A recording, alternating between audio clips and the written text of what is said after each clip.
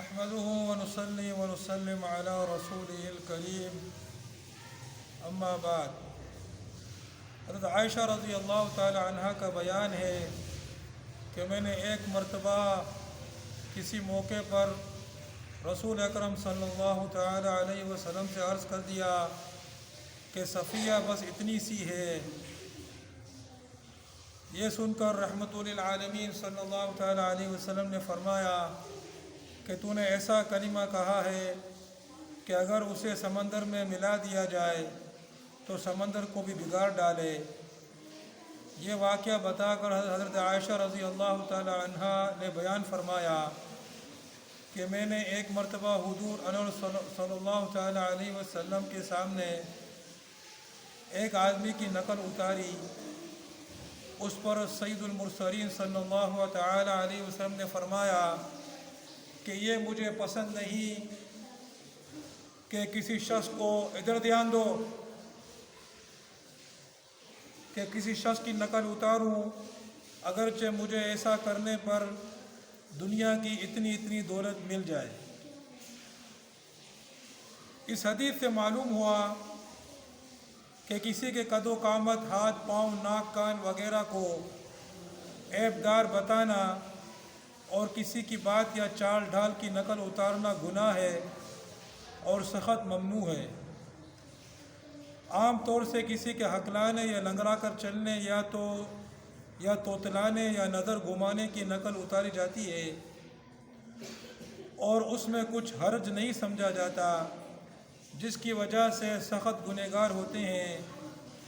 چونکہ یہ بات حقوق العباد سے ہے، اس لیے جب تک بندے سے معافی نہ مانگی جائے توبہ سے بھی معاف نہ ہوگا۔ حضرت عائشہ رضی اللہ تعالی عنہ نے حضرت صفیہ رضی اللہ تعالی عنہ کے قد کی کوتاہی کو خاص انداز میں ذکر کیا تو آن حضرت صلی اللہ تعالی علیہ وسلم نے فرمایا کہ یہ کلمہ ایسا خراب ہے کہ اگر اس کو جسم کی صورت دے کر سمندر میں گھول دیا جائے تو سمندر کو بھی گدلا کر کے رکھ دے گا اور اس کے موجودہ رنگ و بو اور مزہ کو بدل ڈالے۔ حضور صلی اللہ علیہ وسلم کا یہ ارشاد ہمارے لیے کس قدر باعث عبرت ہے، ہر شخص غور کرے۔ کتنے انسانوں کے اعضاء جسم میں اب تک کیڑے ڈالے ہیں اور کتنے لوگوں کی چال ڈال کو عیب دار بتایا ہے۔ حضرت صفیہ رضی اللہ تعالی عنہ یہ بھی حضور پاک علیہ السلام کی ازواج مطہرات میں سے ہے، ام المومنین ہے، اور حضرت عائشہ رضی اللہ تعالی عنہ بھی ام المومنین ہے۔ تو حضرت عائشہ رضی اللہ تعالی عنہ نے حضرت صفیہ رضی اللہ تعالی عنہ کے بارے میں کہا کہ وہ اتنی سی ہے، یعنی کہ چھوٹے قد کی ہے، ٹھنگنی ہے۔ تو حضور پاک علیہ السلام نے فرمایا کہ یہ تم نے ایسی بات کہی ہے کہ اگر اس کو سمندر میں ڈال جائے گا تو سمندر کو بھی خراب کر دے گا۔ یعنی اس طرح کسی کے بارے میں اس طرح بات کرنا یہ سخت عیبدار ہے اور سخت گناہ کی بات ہے۔ اور ایک دفعہ انہوں نے کسی انسان کی نقل اتاری تو حضور پاک صلی اللہ علیہ وسلم نے فرمایا کہ مجھے یہ پسند نہیں ہے کہ میں کسی شخص کی نقل اتاروں اگرچہ مجھے ایسا کرنے پر اتنی دولت مل جائے۔ تو لوگوں کی عادت ہے، کسی کو لمبا کہتے ہیں، کسی کو ٹھنگنا کہتے ہیں، کسی کو موٹا کہتے ہیں، کسی کو پولیو کا قطرہ کہتے ہیں، کسی کو جو ہے وہ کالا کہتے ہیں، کسی کو شینا کہتے ہیں، کسی کو کیا کہتے ہیں، کسی کو کیا کہتے ہیں۔ اور اگر کسی کی زبان توتلاتی ہے تو اس کے توتلانے کی نقل اتارتے ہیں، تو یہ یا کوئی مستانہ ہوتا ہے تو اس کو تنگ کرتے ہیں۔ تو یہ جو ہے وہ سخت گناہ کی بات ہے اور اس سے بچنا جو ہے وہ لازمی ہے۔ حضرت ابوبکر رضی اللہ تعالی عنہ سے روایت ہے کہ حضور صلی اللہ علیہ وسلم نے کے سامنے ایک شخص نے دوسرے شخص کی تعریف کر دی، اس پر آپ صلی اللہ تعالی علیہ وسلم نے ناگواری کا اظہار فرمایا۔ ناگواری کا اظہار فرماتے ہوئے 3 بار ارشاد فرمایا تیرے لیے ہلاکت ہے، تو نے اپنے بھائی کی گردن کاٹ دی۔ پھر فرمایا کہ جس کو کسی کی تعریف کرنی ہو تو یوں کہیں میں فلاں کو ایسا سمجھتا ہوں اور اللہ اس کا حساب لینے والا ہے، اور یہ بھی اس وقت ہے جب کہ اس کو واقعتاً ایسا سمجھتا ہو۔ پھر فرمایا کہ اور اللہ کے ذمے رکھ کر کسی کا تزکیہ نہ کرے۔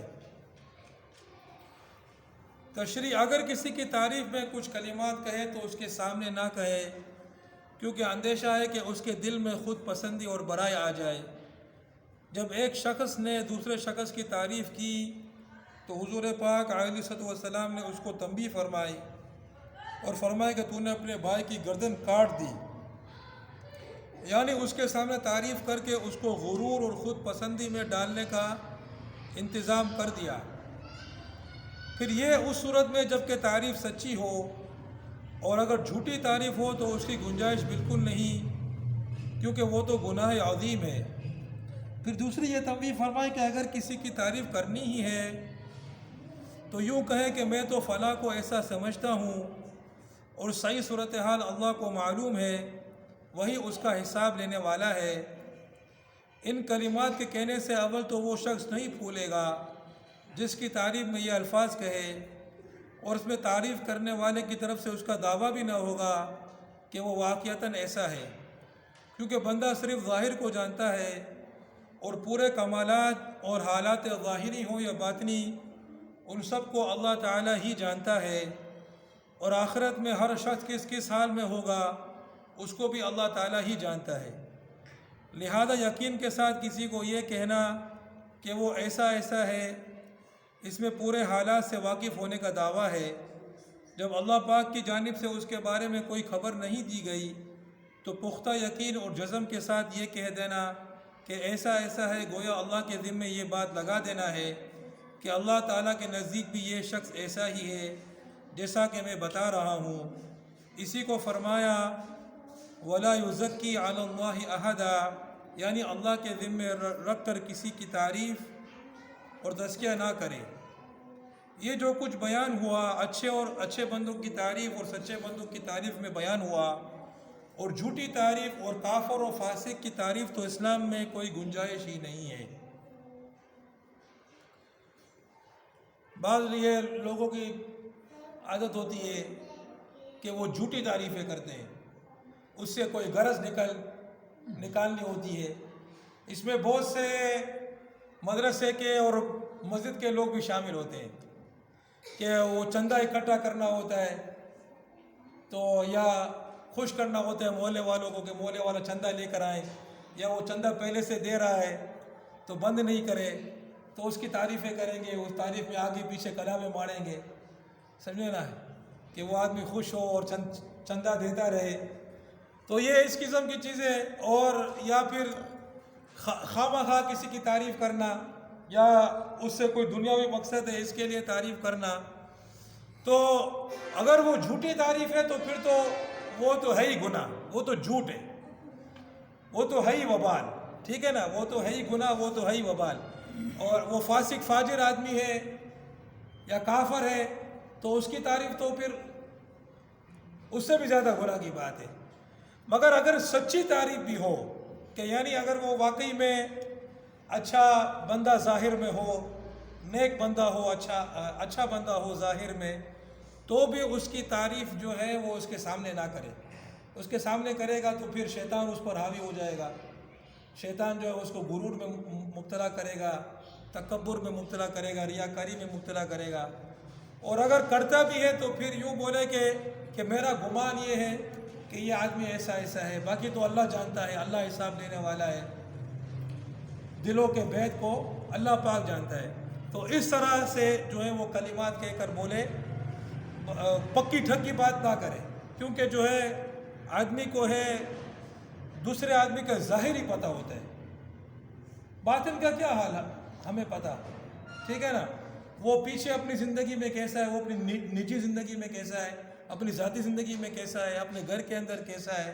پردے کے پیچھے کیسا ہے، اس کا حال ہمیں کیا معلوم۔ تو پھر جو ہے وہ اگر کرنا بھی ہے تو پھر اس طرح کرنے کی گنجائش ہے کہ کہے کہ میرے گمان میں یہ ایسا ہے، باقی اللہ بہتر جانتا ہے اور وہی اس کا حساب لینے والا ہے. ٹھیک ہے، باقی بہتر یہ ہے کہ اس کے سامنے نہ کرے، یعنی بہتر یہ ہے کہ اس کے سامنے نہ کرے تاکہ وہ اس قسم کی، جیسا کہ فرمائے کہ تو نے اس کی گردن کاٹ ڈالی، یعنی کہ تو نے اس کو جو ہے وہ ایسے حالات میں ڈال دیا کہ اس کے اندر غرور اور تکبر آ سکتا ہے. اللہ پاک جو ہے وہ سمجھنے کی اور عمل کرنے کی توفیق عطا فرمائے. وآخر دعوانا الحمدللہ رب العالمین.